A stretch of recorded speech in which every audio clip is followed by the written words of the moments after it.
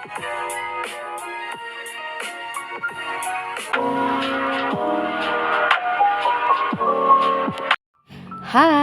jumpa lagi ya dengan aku Tania. Apa kabar semuanya? Semoga kalian semua dalam keadaan sehat dan bahagia ya.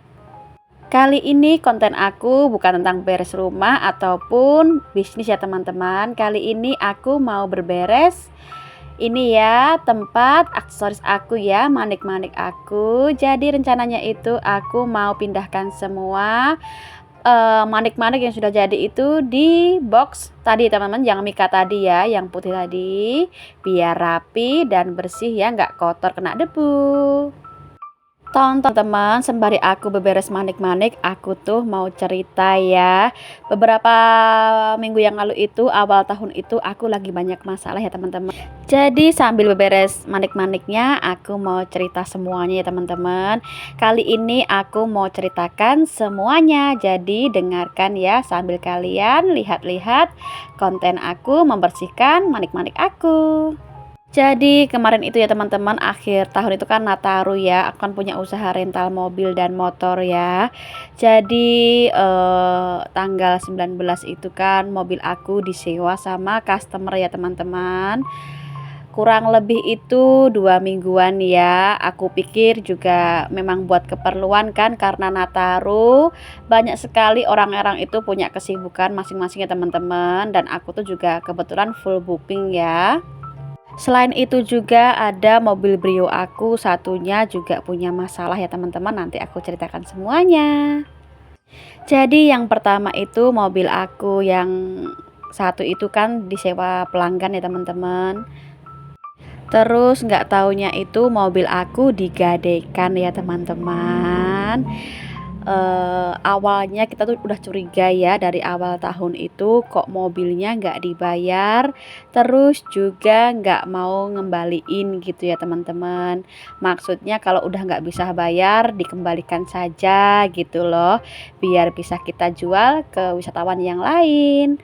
Cuma ternyata customer ini tuh ada niat buruk terhadap unit yang kita miliki ya teman-teman, digadaikan di Magelang ya.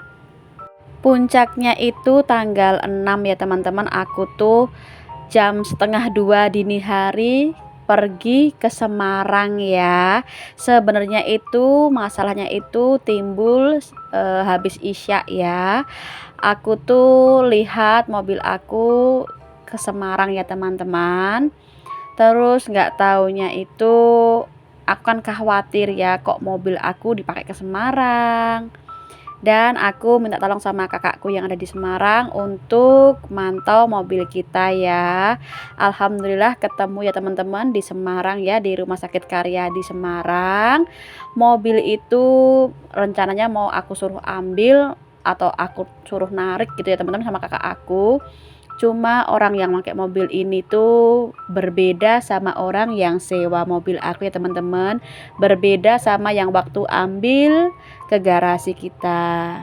Dia kolot nggak mau ngembaliin mobil kita, padahal aku dari Jogja itu sudah kirim semua bukti-bukti kepemilikan mobil itu ya teman-teman. Cuma orang tersebut masih berkekeh nggak mau ngembaliin ya, karena dia itu orang yang terima gade ya teman-teman.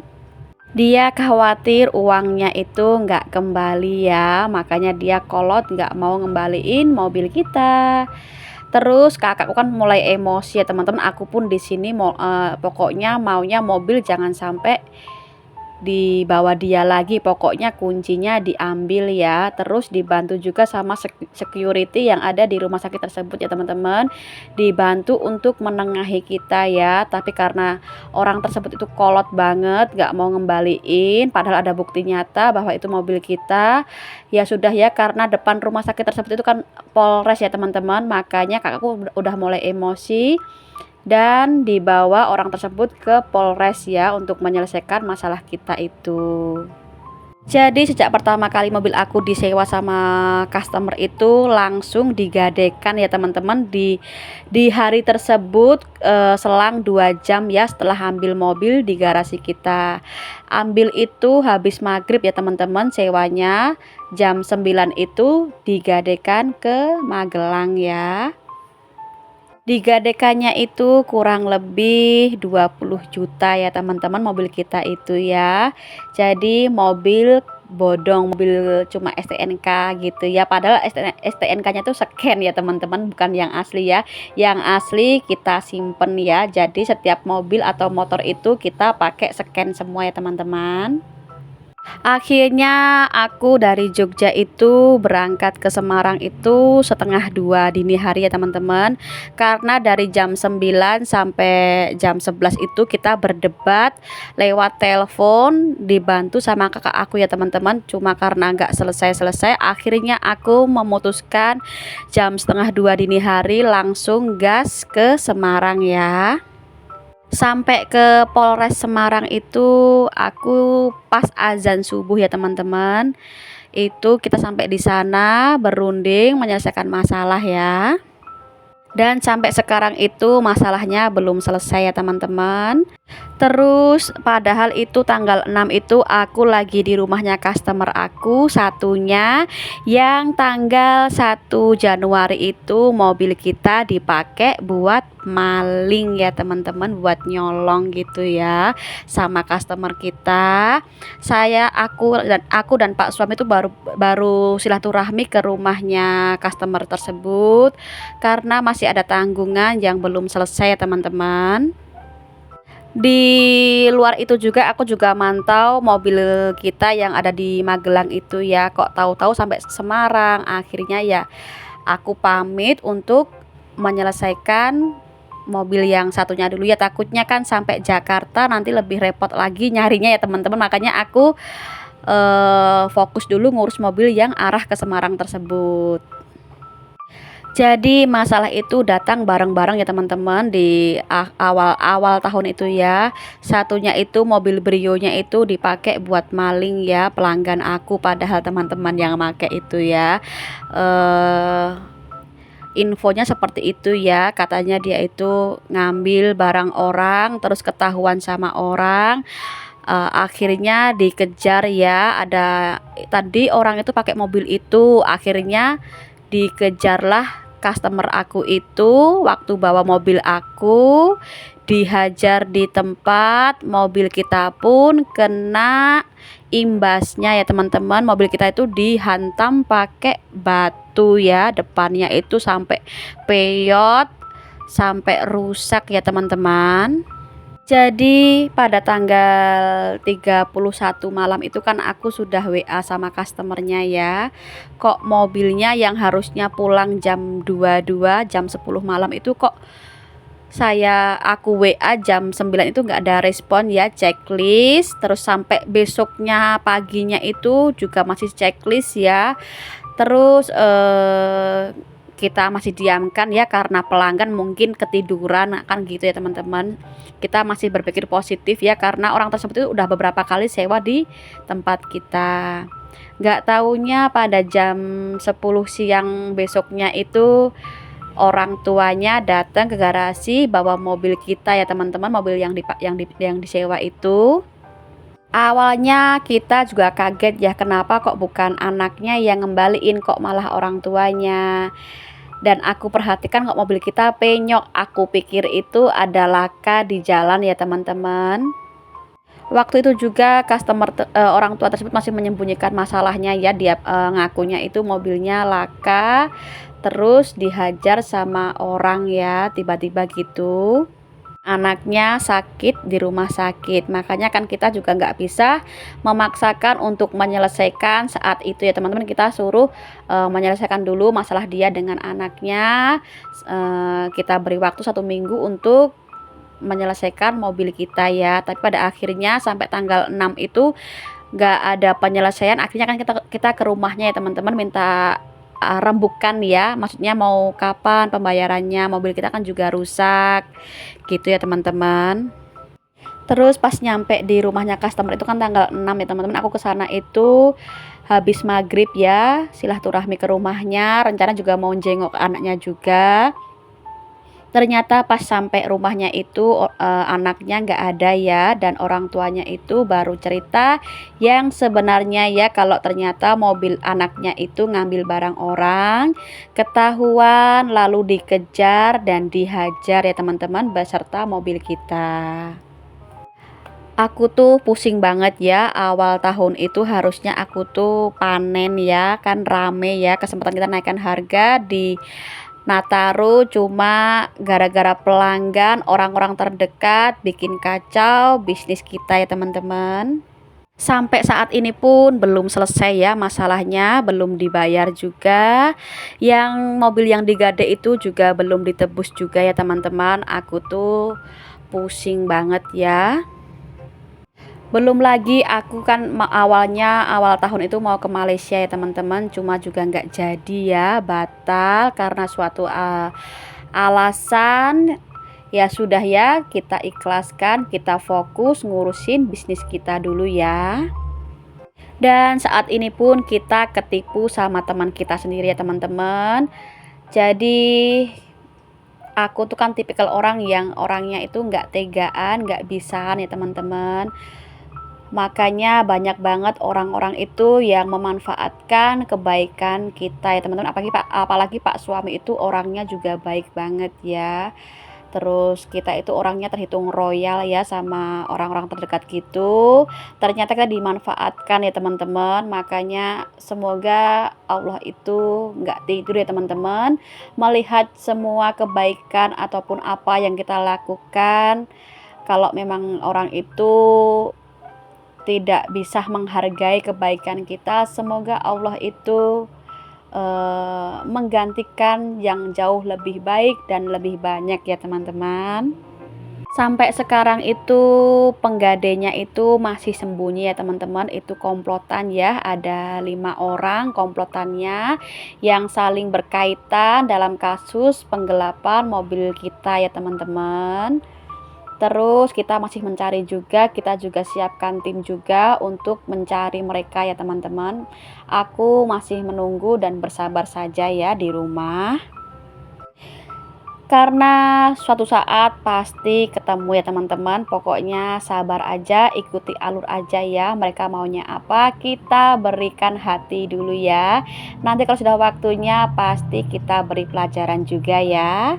Karena nggak bisa didiamkan ya perbuatan seperti itu ya teman-teman, merugikan bisnis orang lain ya. Dan semoga untuk mobil Brio kita yang kemarin dipakai untuk hal yang nggak baik itu, orang tuanya juga mau menyelesaikan ya, karena kan anaknya sekarang posisinya masih di lapas ya teman-teman, dalam proses ini ya, negosiasi. Ya sudah ya, kita juga nggak bisa memaksakan, semoga juga mereka diberi kesadaran ya, karena kita juga dirugikan, kita juga nggak bisa menunggu lama ya, mobil kita rusak harus segera diperbaiki ya, kalau nggak dijalankan kita semakin rugi ya teman-teman.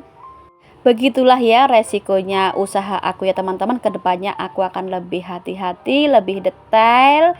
Mau orang terdekat atau siapapun itu, aku nggak mau lagi pakai hati ya. Soal bisnis aku akan lebih tegas ya teman-teman. Aku nggak mau rugi banyak waktu, banyak uang hanya untuk orang-orang yang zolim ya teman-teman. Semoga Allah segerakan memberikan pelajaran kepada mereka, memberikan hidayah atas semua perbuatan yang mereka lakukan terhadap bisnis kita ya teman-teman. Bantu doanya ya, semoga mereka semua segera tanggung jawab atas semua perbuatannya ya. Kalau salah tetap salah ya teman-teman, nggak bisa diberi ampun ya. Orang itu kadang-kadang itu merasa benar ya, padahal jelas-jelas melakukan kriminal, kejahatan, tapi merasa nggak bersalah ya teman-teman. Begitulah ya namanya mafia-mafia. Semoga Allah segerakan memberikan hidayah kepada mereka. Amin. Jadi gitu ya teman-teman ceritaku awal tahun ini ya. Allah itu sedang memberikan aku ujian yang begitu hebat ya. Mudah-mudahan aku dan Pak suami diberikan kekuatan, ketabahan, kesabaran, dan keikhlasan ya teman-teman. Semoga juga orang-orang terdekat kita mau memahami, memaklumi gitu ya teman-teman maunya ya. Kedepannya semoga bisnis kita semakin jaya, semakin maju, kita pribadi semakin dijadikan pribadi yang lebih baik ya teman-teman. Jadikan semua pelajaran itu untuk menjadi lebih baik, untuk lebih berhati-hati dan waspada kepada siapapun. Semoga ya masalah kita segera selesai, orangnya datang, tanggung jawab, dan semoga segera selesai aja ya teman-teman. Soalnya sudah capek banget ya ngurusin mereka. Mereka itu bandit semua ya mereka itu. Sudah ya teman-teman cerita aku hari ini ya. Semoga bermanfaat dan menginspirasi ya teman-teman. Terus ini aku tuh sore hari ya bongkar-bongkar aksesoris aku. Jadi aku rapikan semua ya pernak-pernik aku itu di tempat sambel ya teman-teman. Ini tuh tempat sambel ya, cuma bisa dipakai buat cincin koleksi aku ya teman-teman. Jadi biar nggak kotor kena debu ya. Sangat multifungsi ya. Tuh lihat rapi ya koleksi aku.